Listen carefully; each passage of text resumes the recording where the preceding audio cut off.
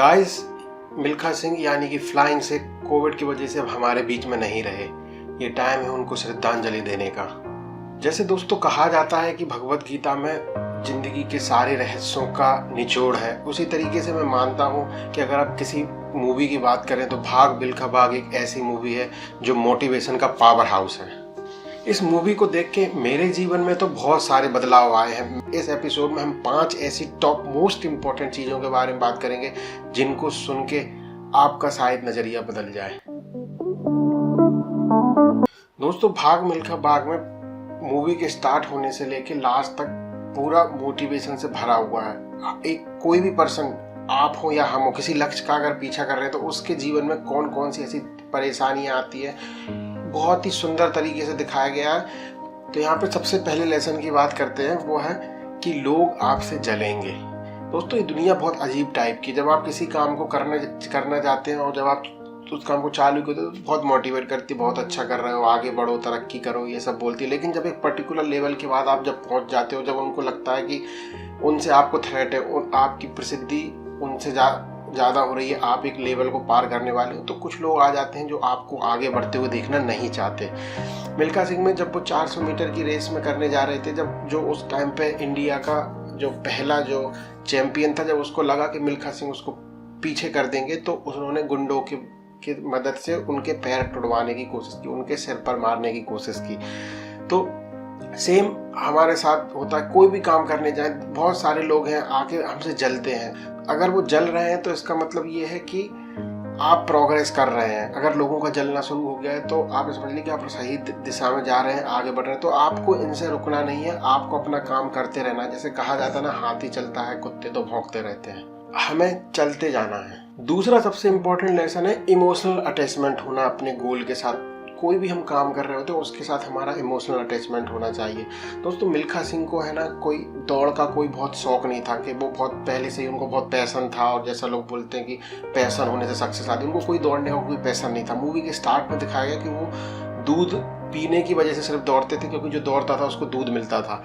लेकिन उनका emotional attachment जो गोल से जुड़ा, वो जुड़ा इंडिया वाला कोट देख के। जब वो एक उनका साथी इंडिया का कोट पहना था तो उनको लगा कि ये बहुत अच्छा कोट है, और उस कोट से उनको अटैचमेंट हुआ। वो भी चाहते थे कि वो कोट उनके ऊपर आए। उन्हें इससे कोई मतलब नहीं था कि वो दौड़ने से आएगा या दूसरी चीज से आएगा, उन्हें कोट से अटैचमेंट था। दोस्तों, हमारे जीवन में भी कई बहुत सारे लक्ष्य होते हैं। जरूरी नहीं कि हमारे लक्ष्य के आउटकम से अटैचमेंट हो, हमारे लाइफ में गोल से अटैचमेंट होना जरूरी है, किसी ना किसी फॉर्म में होता है। क्योंकि जब इमोशनली अटैचमेंट होता है तो हम इमोशनली चार्ज हो जाते हैं और ज़्यादा मेहनत करने के लिए तैयार होते हैं। हम अपने काम में कोई भी कसर नहीं छोड़ते। तो आप कोई भी गोल कर रहे हैं उसमें आप इमोशनली अटैचमेंट देखिए। आप सोचिए कि आप आखिरकार उस काम को कर क्यों रहे हैं, उस करने से आपको क्या फ़ायदा होगा, और वो चीज़ अगर इमोशनली जुड़ी हुई है तो आप सक्सेस पाने के चांसेस थोड़े ज़्यादा हैं।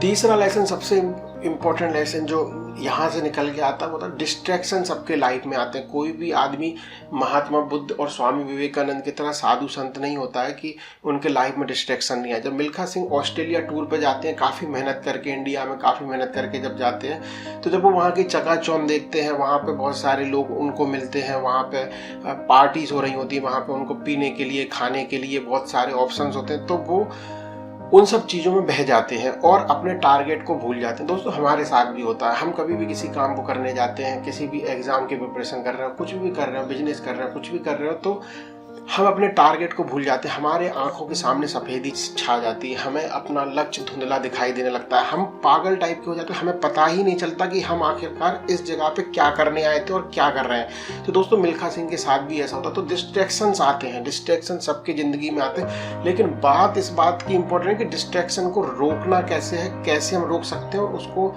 पहचान सकते हैं। दोस्तों, जब मिल्खा सिंह एक बार रेस में हार गए थे, जब वो दोबारा से, जब उनको रियलाइज़ होता है कि हाँ मुझे डिस्ट्रैक्शन हुआ, और वो अपने आप को सेल्फ रियलाइज़ करते हैं कि अब इस चीज़ को आगे से नहीं करना है, वो बहुत ही ज़्यादा स्ट्रिक्ट हो जाती है। इवन एक लड़की उनके पास आती है और उनको एक तरीके से प्रपोज करती है, लेकिन वो अपने गोल के लिए बहुत क्लियर होते हैं कि नहीं, मुझे नहीं करना है, मुझे आपसे बात नहीं करनी, मुझे डिस्ट्रैक्शन नहीं लेना है। तो एक बार धोखा खाने के बाद वो उस चीज़ को समझ जाते हैं। तो दोस्तों, हमारे लाइफ में भी ये दुनिया इतनी अच्छी है, इतनी खूबसूरत है कि इतनी सारी चीज़ें हमें अट्रैक्ट करती हैं, लेकिन जब तक हम अपने गोल का पीछा कर रहे हैं हमें अपने डिस्ट्रैक्शन से बच के रहना है, उनसे दूर रहना है। हमें उनको बोलना कि भैया हम आपसे मिलेंगे लेकिन कुछ समय बाद, वो सब चीज़ों को एंजॉय करें लेकिन कुछ समय बाद। जब तक आप गोल में है तब तक नो डिस्ट्रैक्शन। तो तीसरा लेसन था कि डिस्ट्रैक्शंस को कंट्रोल करके रखना है। अब यहाँ पे जो फोर्थ लेसन है वो है गोल सेट करना, वो भी क्लियर ऑब्जेक्टिव के साथ। जब मिल्खा सिंह वापस आ रहे होते हैं, जब वो गोल सेट कर रहे हो तो वो अपने कोच के पास जाते हैं और उनको एक कागज देते हैं कि कोच सर आप इसमें ये बताइए कि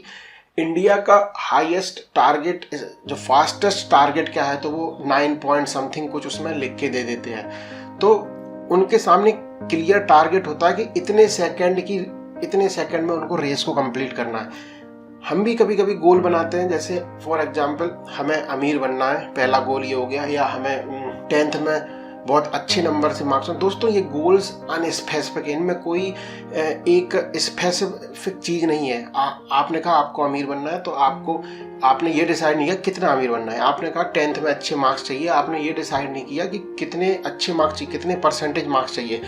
तो जैसे मिल्खा सिंह के पास एक टारगेट था, इतने सेकंड का उनको टारगेट चाहिए। तो हम कभी भी गोल सेट करें बहुत ही स्पेसिफिक होना चाहिए, बहुत ही नंबर्स में होना चाहिए कि अगर हमको ये काम करना है तो इतने समय तक इतनी चीज कर लेंगे तो ये काम हो जाएगा। क्योंकि क्या होता है कि जब हम टारगेट में स्पेसिफिक होते हैं तो क्या होता है कि हम अपनी प्रोग्रेस को मेजर कर सकते हैं, हम अपनी प्रोग्रेस को नाप सकते हैं कि हम इतनी दूर आ गए, इतना दूर और रहना। जब आप स्पेसिफिक नहीं होते तो आप चीज़ों को नापेंगे कैसे कि आप कितना काम किए, और जब हम नापते हैं तो हमारे पास सुधार का एक मौका होता है। तो इसीलिए कभी भी कोई भी लक्ष्य बनाए तो वो बहुत ही स्पेसिफिक गोल होना चाहिए, उसका नंबर होना चाहिए कि इतने दिन में इतना टाइम या इतनी चीज़ हमें पर्टिकुलरली चीज़ पानी है।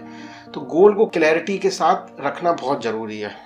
और पांचवी और बहुत ही इम्पोर्टेंट टिप जो है कि किसी के जीवन में कोच का होना, कोच मतलब गुरु का होना। कोच बहुत ही इम्पोर्टेंट होता है दोस्तों। जब हम किसी काम को कर रहे होते हैं, बहुत मेहनत से कर रहे होते हैं, तो हम उस काम को कभी कभी पहचान नहीं पाते, हम सही कर रहे हैं या गलत कर रहे हैं। हम उसको दूर से नहीं देख पाते क्योंकि हम उसके पास में बहुत अटैच्ड होते हैं और गलत चीज़ को करते करते जाते हैं। जो मिल्खा सिंह है उन्होंने हमेशा अपने जो कोच हैं उनको फॉलो किया है और उनसे जो भी टिप्स हैं उनको बहुत ही तहे दिल से माना है। कहा जाता है श्रद्धावान लभते ज्ञानम, जिसको अपने गुरु में श्रद्धा होती है, यानी जिसकी वो रिस्पेक्ट करता है, उसको ज्ञान बहुत इजीली मिलता है, उसको मतलब टीचिंग्स बहुत इजीली मिलती है। तो जो वो दूर से हमें देख रहा होता है, हम कुछ भी काम कर रहे होते हैं, वो हमारे टारगेट को और हमें देख रहा होता है, तो हमें जब दूर से देखता है तो वो दूर से पहचान लेता है कि अच्छा यहाँ पे ये गड़बड़ चल रही है, इस चीज़ को सही करना है, वो आपको बताता है।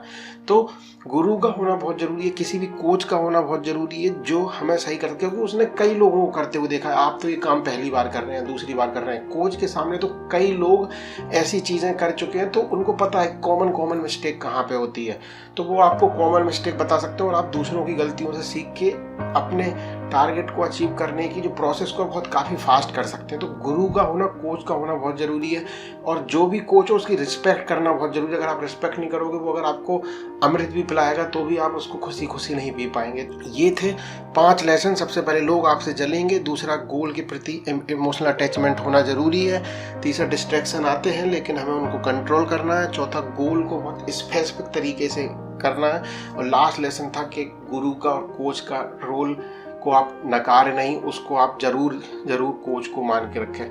तो ये थे 5 लेसन जो मुझे बहुत ज़्यादा प्रेरित करते हैं। आपको और इस मूवी में क्या अच्छा लगा, आपको क्या मेन इंपॉर्टेंट लेसन लगता है, वो कमेंट सेक्शन में बताएं। अगर हमारी बातें अच्छी लगती हैं, जहाँ पर भी आप सुन रहे हैं, इसको सब्सक्राइब कर लीजिए जिससे हम और भी ऐसी बातें कर सकें।